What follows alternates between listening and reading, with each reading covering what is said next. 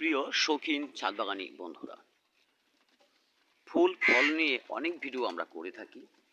অনেক ফুল এবং ফলের গাছ আমরা আমাদের ছাদ বাগানে বসাই।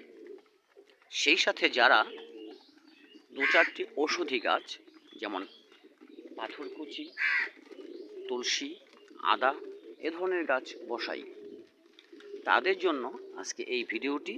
প্রিয় ভিউয়ার্স, দেখতে পাচ্ছেন আপনারা আমার সামনে বেশ কয়েকটি তুলসী চারা রয়েছে।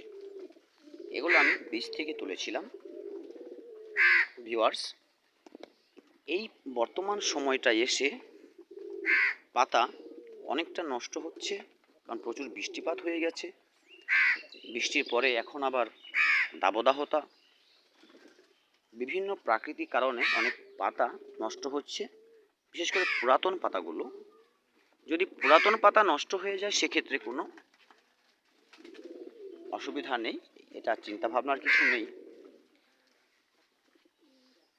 তবে এই দেখুন, আমি যে বিষয়টি শেয়ার করতে চাচ্ছি, এখানে কিন্তু নতুন পাতা অনেক পোকায় খেয়ে দিচ্ছে, নষ্ট হচ্ছে, পোকা খেয়ে নিচ্ছে।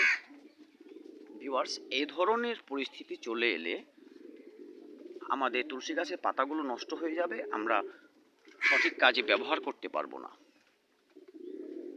কারণ একটি তুলসী গাছের চারা আমরা তুলি এর পাতা ব্যবহারের জন্য, কারণ পাতা যদি নষ্ট হয়ে যায় তাহলে এটাকে ব্যবহার করব কি করে? ভিউয়ার্স, আমাদের উচিত এই পাতাগুলোকে যত্নে রাখা। আর সেই জন্য যেটা করতে হবে, যত পাতাযুক্ত গাছ আছে, যে গাছগুলো থেকে আমরা পাতা পেতে পারি, পাতা পাওয়ার জন্য গাছগুলো বসাই, যেমন এই তুলসীর চারা, আবার পাথরকুচি, হতে পারে আরও কোনো ঔষধি গাছ, যেগুলো পাতা থেকে আমরা বিভিন্ন প্রকার ঘরোয়া চিকিৎসা সম্পন্ন করতে পারি। ভিউয়ার্স, এ ধরনের গাছগুলো আমরা যেহেতু পাতা নিতে চাই, সেহেতু গাছের পাতা বৃদ্ধির জন্য, শাখা বৃদ্ধির জন্য নাইট্রোজেনযুক্ত খাবারটা দিতে পারি।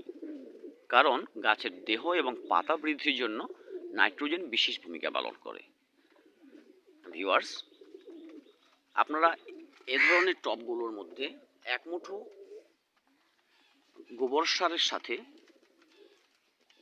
1 চামচ চা পাতা মিক্স করে দিয়ে দিতে পারেন। আর যদি এ ধরনের ছোট হয়ে থাকে, সেখানে 1/2 চামচ চা পাতা 1 মুঠো গোবর সার দিয়ে দিন।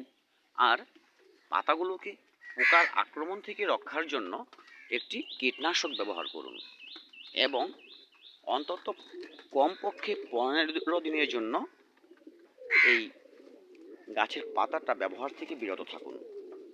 কারণ যে কীটনাশক দিচ্ছি সেটা কিন্তু বেশ কয়েকদিনের গুণাগুণ থাকে গাছে। আপনারা যদি 15 দিন পর ব্যবহার করেন তাহলে সেই গুণাগুণটা নষ্ট হয়ে যাবে এবং আমাদের শরীরের জন্য কোনো প্রকারের ক্ষতির কারণ হবে না। ভিউয়ার্স, এভাবে বেছে বেছে ছাদ বাগানের কোন গাছটি কি হচ্ছে, কোথায় কি অসুবিধা হচ্ছে, বেছে বেছে আপনাদের ট্রিটমেন্ট নিতে হবে। সমস্ত গাছ কিন্তু একই ধরনের চিকিৎসা চায় না, সমস্ত গাছের একই ধরনের রোগবালাই নয়। কাজেই আপনাকে খেয়াল রাখতে হবে ছাদ বাগানের প্রতি, এবং বেছে বেছে চিকিৎসা দিতে হবে। যখন যে গাছে যে ধরনের ট্রিটমেন্ট প্রয়োজন হবে, তখন আপনারা সেই গাছের সে ধরনের ট্রিটমেন্ট করবেন। ভিউয়ার্স, আজ এ পর্যন্তই। ভিডিওটি ভালো লাগলে একটি লাইক করবেন এবং কমেন্টে মতামত জানাতে ভুলবেন না। সেই সাথে আমার ভিডিওটি দেখে যদি অনুপ্রেরণা পেয়ে থাকেন কোনো, আপনার বন্ধুবান্ধবদের সাথে সেটাকে শেয়ার করুন। আমরা চাই সকলে ঘরোয়া চিকিৎসার মাধ্যমে নিজেদের ছোটোখাটো যে সমস্যাগুলো তৈরি হয় সেগুলোকে কমপ্লিট করে নিতে। ভিউয়ার্স, এ ধরনের ভিডিও যাতে আমি আপনাদেরকে আরও দিতে পারি, শেয়ার করতে পারি আপনাদের সাথে, সেজন্য চ্যানেলটি সাবস্ক্রাইব করে রাখবেন। আর আমার ভালোবাসার মানুষ হয়ে পাশেই থাকবেন। সকলকে ধন্যবাদ জানিয়ে আজকে এ পর্যন্তই। আবার কোনো নতুন ভিডিও নিয়ে আবার হাজির হব। ততদিন ভালো থাকবেন সবাই।